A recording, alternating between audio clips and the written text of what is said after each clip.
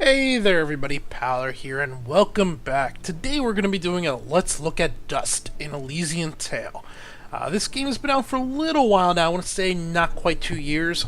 I think it came out summer of, 14th, 3rd, summer of 2012? So it'll be somewhere around there. It was originally a Xbox arcade game. Was actually published by Microsoft. This is another indie title. Was done by a company called Humble Hearts, and from what I have been able to gather, it was basically one guy. He did all the programming and everything. He did hire in some other talent for the voice acting. He outsourced some of that. But for the most part, the game itself was done by one dude. And that's pretty impressive. Once we get into the game, you'll see it has a fantastic art design. It can be a little creepy at times, but overall fantastic. So the game itself, I should put out there right away, also is best played with a controller. Keyboard and mouse. It does have mouse support, as you can see here as I move the mouse around and everything. And you can play it with the keyboard and mouse, but it really doesn't work that great. It's better with the controller. So that's something to keep in mind. I'm running with my 360 controller I plugged in right now, and it works just fine. Plays great. Could be because it was designed originally for the 360. Imagine that. Let's go ahead and we will jump into the game. Let's see, we are about almost 3 hours in and 20% complete. We'll load this one up. So right away when we get in here, you're going to notice some things, mainly the art design and the general graphics. We're kind of in a hole here, so let's get back up to the surface of the town. And you'll notice a little bit more. It has a very Disney, I think it's Disney. One of those, movies from the 90s and everything, animated. Not so much Pixar, they're more computer. This has a hand-drawn feel to it. And the whole game, at least so far that I've seen, the 20%, even the dark areas, feel very neat. They're just great. Very neat, very clean. And just... the art style is amazing. It really is. So, let's see. Let's get into it. Basically, what this game is, it is a Metroidvania-like, side-scrolling, melee combat-based game. Metroidvania, you can see in the map in the upper right-hand corner, and if we hit the map here, it'll give you a general idea. You got the different rooms that you go from one to the other. As the game's progressing, I am gaining new abilities, mostly through the storyline and through side quests, but I'm gaining abilities that allow me to go back to old parts of the map and access hidden rooms or rooms that were locked off before to gain treasure and whatnot. By doing so, it's increasing my level, which is getting me stronger and so forth as we move forward. So I'm playing as this wolf-like guy with the hat and everything, whose name is Dusk. And at the beginning of the game, you start off with amnesia of some sort, or you just generally lost your memory. And the game mainly progresses around you following the directions of your sword, actually. So your sword has some type of demonic, mystical enchant on it, which allows it to communicate with you. And it's guiding you on this path in order to kind of both save the world you're in, because it's under attack by these demons and giants and stuff, and also recover your memories. You're assisted along the way by this little orange guy here with the wings, this little orange, well, it's a she, named Fidget. And she's a combination of, she's tied to the sword, so she's along because you're using the sword. She also aids you in combat. She's also probably the main personality of the game over Dusk. Dusk is kind of the quiet, silent type, where she has a rather eccentric personality. They've tried really hard on her writing, and I gotta say, it actually hits far more than it misses. I don't know if we'll get much of it here in this little playthrough in 30 minutes, but she has some very, very funny lines, very interesting lines that tend to work pretty well. There is the occasional miss that's eye-rolling, but for the most part, it came out really well. So where we left off last time was I just actually saved this kid. Oh, hello again. Thank you so much for helping me before. You're welcome, Corbin. And just be a little smarter next time, alright? It's too dangerous out there for a kid like you. And don't worry about Gianni. I'll sort him out. Yeah, like the laundry. Yes, Fidgets. Like the laundry. Okay, okay. Thanks again. You know, you're a pretty good fighter. Well, You're so strong, I'll bet you'd have no problem getting a 1,000 hit combo. Of course he wouldn't. He could do it in his sleep. Sleep combo. Fidgets, calm down. Whoa. Do you really think you could do it? A 1,000 hit combo? Sure, why not? Oh, wow. Awesome. Hey, when you hit for the 1,000th time, you should say, this one's for Corbin. Yeah, no, I'm not doing that. But I'll try to get the combo just for you. So you can see there, the voice acting, while not amazing, is not bad. Especially for an indie games. Indie games tend to not have the money to spend on the little things like the voice acting. And this one just came through pretty darn stellar. So where I was before we picked this video up was this kid had been lost out in the woods doing this man's laundry. The man had sent him out of the town, out to this little remote area to clean his laundry for him, and he got lost, got ambushed by monsters, and was pinned, hidden in this little area he couldn't get out of. So we had to go rescue him for his sister, who was right here. Thank you so much for bringing Corbin back. I'll make sure he doesn't run off again. Well, don't be too rough on him, Colleen. He's been through a lot. Take care now. So you go out and you save him, and then Fidget goes ahead and puts poison ivy in the guy's laundry, so when he wears his clothes he's going to get poison ivy, because that's what she does, and so forth. So that was what was happening before. I just did that part to give you an idea of what the cutscenes are like. They're rather nice looking, they're well done, and the voice acting overall is pretty darn good. Let's see, this here's the mayor of town. I don't think he has much. About their leader, but he has a penchant for fire. I wasn't aware these creatures even knew how to make fire. This one does. There are stories that the creature is actually made of fire, but I imagine it's just an exaggeration. I've got a feeling there's more truth to that than either of us would like. Regardless, there must be some reason those monsters follow him. Please, be careful. Okay, so let's go ahead. You get the general idea. The story, we're going to avoid as much of that as possible. I have a little area picked out where we can experience some of the combat without ruining any of the storyline, really. So here we are. This is an overworld. Basically, as I've been picking up quests, I've been unlocking these different areas. I started off right here. This was the first area we were in. We came down out of the glade, and we came to the village. The village, then the main quest comes here where this banner is, and then there were other side quests that I did to go into these other outlining areas. So we're going to avoid this one down here because that's the main story. We will go to Archer's Pass, which has already been unlocked. And we will spawn in there.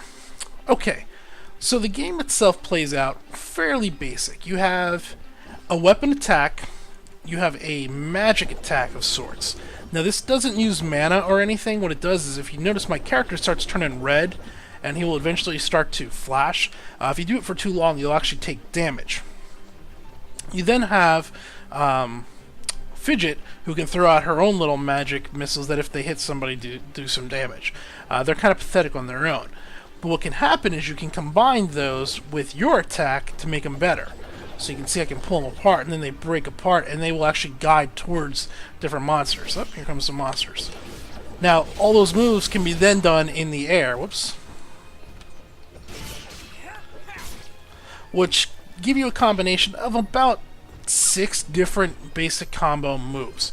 You got your jump attack, then you have your jump spin attack, and then you can do that. And whoops, I fell down too far. There need to be some mobs there for the target. Gonna go ahead and eat a cupcake. So real quick now, we're in this menu. So there is a little bit of a leveling up and a customization system. It's pretty darn basic though. So you have armor, you have an augment, you have items and keys, a trinket, and 2 rings. This one here is just food that you can put your different food items in that you eat, which are basically your potions. You instant eat them and they just consume and heal you back up. You have a basic armor set. You have augments for your weapons. Actually, we're going to attack this one, plus 50 attack. These are our keys. This is more just a general idea to know what you have. Got our rings and so forth. Okay. Then there is also a little bit of an upgrade system right here. As you can see, you got basically your fidget, defense, attack, and health. I've been going health and attack heavy, haven't done so much more. As I level through this, these bars are expanding out and getting longer. I believe at level 10 they will gain a few more spots where they can go, where I can add more in. Right now we're only level 9. Maybe we'll get 10 before the end of this video. I don't know. There's quite a few mobs up here we're going to be fighting. But that's basically it. It's not a very deep or very deep customization system, but there is a little bit there. There's also a little bit of a crafting system where here we have materials. If you have the right materials, you can go to a blacksmith or a different vendor or whatever, and they can craft items for you out of these materials. Most of these I have just picked up from killing mobs. A few of them have been purchased or can be purchased. Let's get back into it. Yeah. Now, as he was talking to that kid, there is a combo system. What I've seen is basically as the combo system builds, the higher the combo, you gain bonuses to your efficiency, and it also seems to affect loot drop chance. Now, the combo will go on for about 3 seconds between hits, or if you're hit yourself. So as long as you can keep chaining together within 3 seconds or so, it'll just keep climbing. Right now, we're not getting a whole lot of monsters, so it's a little hard to get it going. I've had up to about a 300 hit combo without much problem, and so forth, but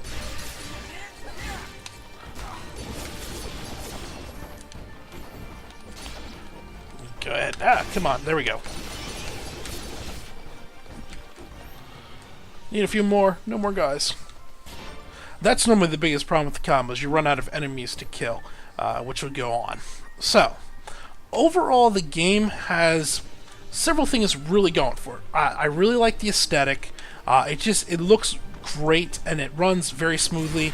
Right now, with capturing, I am doing 60 frames a second, and it just runs great on that.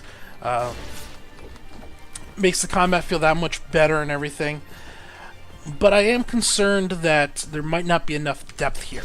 So if we're about 20% of the way through, it means we're looking at about a 10-hour game. And while I have been unlocking some things, it's mostly like unlocking abilities to open new doors and everything.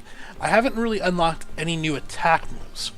And I'm not sure the combat system carries this game for 10 hours.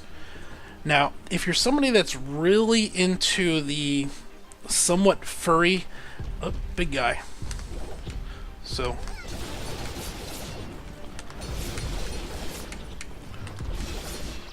I'm getting red, so I'm going to back off and... Whoops, there he goes, he's dead. So that was kind of a little mini boss right there. I kind of used a cheap method I found that works pretty well to cut his head off. Because if you get in front of him, he'll smash you, and it hurts pretty bad. So that was a cheap method. I wasn't going to say it, though. So there is a certain aesthetic to the game that has a bit of a furry type vibe, if you know what that is. And frankly, it was something that worried me early on with the game, as I've always found that to be kind of disturbing. There have been games that have done that overly sexualized, big-eyed type thing that just freak me out. Don't freak me out, but it's not something I enjoy. And I'll say, like, the one that comes to mind is Terra, an MMO that came out a little while back, and the game itself actually wasn't bad, but the character models and everything, and you had all these people running around as these overly sexualized little mice people that looked like they were 12 years old. And that kind of creeped me out and actually drove me away from the game. And I was worried that I was going to have a similar problem with this game. And to be honest with you, I really don't. Now, I've not seen the whole game, obviously, so it might change. But in my experience, yeah, the art designs kind of got a little something going to that for it. But the dialogue never crosses that line. Nothing ever moves beyond that. Okay, it's kind of you can see that in the art, and that's about it. So it safely walks on the good side. Now, if you're somebody that's really into this type of art, that may be enough to carry the game. For me, it's not. Now, the other thing that the game should have going for it is its story. So far, the story has been pretty bland for me. Now, it may pick up. I've been doing a lot of side quests, and maybe the main storyline gets better as we go on. That's hard to say also. Let's, should we save? No, we don't need to save. So, these next little groups of guys, these are guys that we basically just avoid their bombs. And you can trigger them, and then once they're triggered, you can go ahead and just collect up the loot.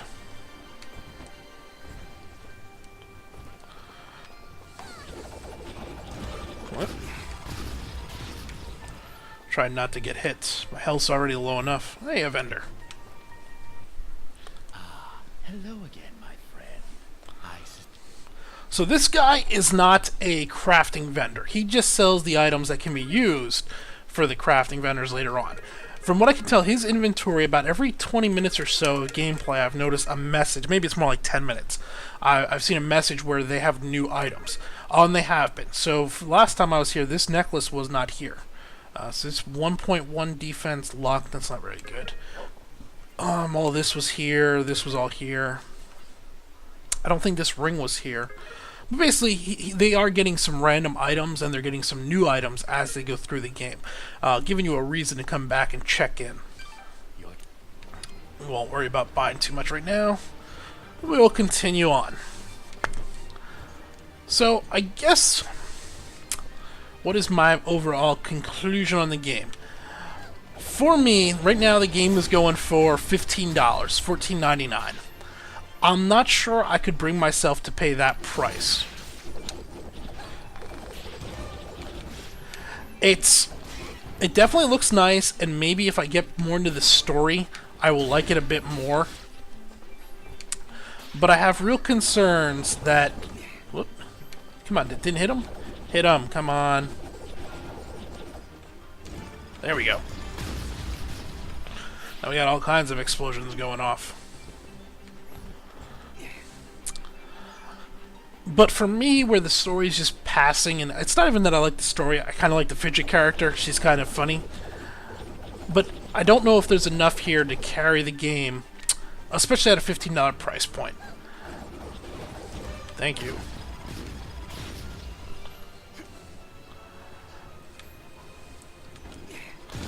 I'll just set them off the easy way. If you just jump close, they explode. So, but you want to be ready to dash away real quick. Oh, I didn't go into the dash at all. So there is no direct block. There is a combination. There's two things. There's... If you time up your swing as another enemy is swinging, you will deflect their attack and open them up for a big hit. The other thing is the dash. So if you look up above my health bar there, there's that white bar that's kind of got like a glowy flame to it. As I dash, I use some of that up. Now, it slowly regenerates over time. It also regenerates in combat. So as you're beating on people or whatever, it'll regenerate a little bit quicker. This is your primary defense, as things can get a little hectic in combat in order to try and time deflection. So it's what I mostly use in order to avoid damage or whatever, or I just get punched in the face and then heal up afterwards. That's more how I play. Mainly because I'm terrible at dodging. Let's get a little more combat, and then I think we will go ahead and we will call this video.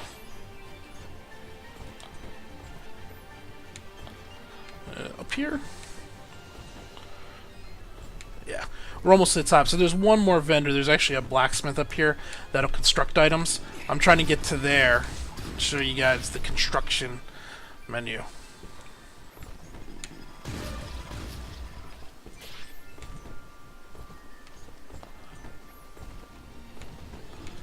Woo!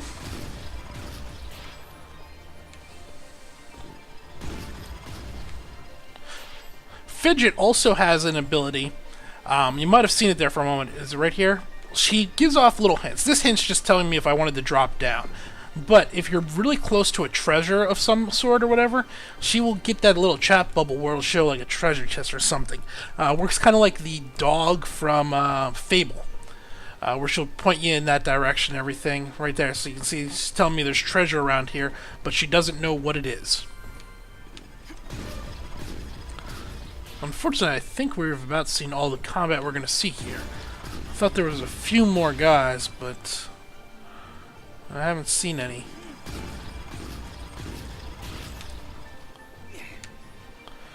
Gotta get the gold, get the gold, get the gold. But yeah, that's kind of where I stand. Like I was saying, I can't overly recommend this game for full price if you're like me. Somebody like me that's into the gameplay more than anything else and you're looking for really strong gameplay. While the gameplay is very good at what it does, I don't know if there's enough depth there to carry it the entire way. If you're really into the art design, then there's probably enough here that you want to go ahead and take a look at it. The story may get better as we go along also. But for $15, I think I would look more for like $6, maybe $8 for the price tag of where this should be for what I see in it. But that's just my personal take. We'll go ahead and have a talk with this blacksmith lady. Ah, my favorite customer. What can I do for you? So she's kind of into Dusk. So much to the point where Fidget actually points it out later on. There you go. Pull up an item. So here you can kind of see now she has recipes. Let's look at the augments recipe. So this would give us +8 attack. This gives us +20 attack. If we come in here, it'll tell you what all we need. So we need one more of these arrowhead things or whatever. If we come in here to the armor, oops, so this is something new. Let's see. We need 3 more slimes, and yeah, it doesn't tell me exactly what it is. We need 1 more of those. So we can craft a ring, but we already have one of those. And so forth. So you can see there's a very basic crafting system in here too. Nothing that's going to blow you away. And you're not actually crafting. You just find the materials and say, hey, make this item for me. So, yeah, this has been a look at Dust, Anything else? an Elysian Tail. Thanks, Dust. If you're interested in it, go ahead and give it a look. Let me know what you think. But I think at that point, we're going to go ahead and call it a video. This has been Pallard. Thanks for watching.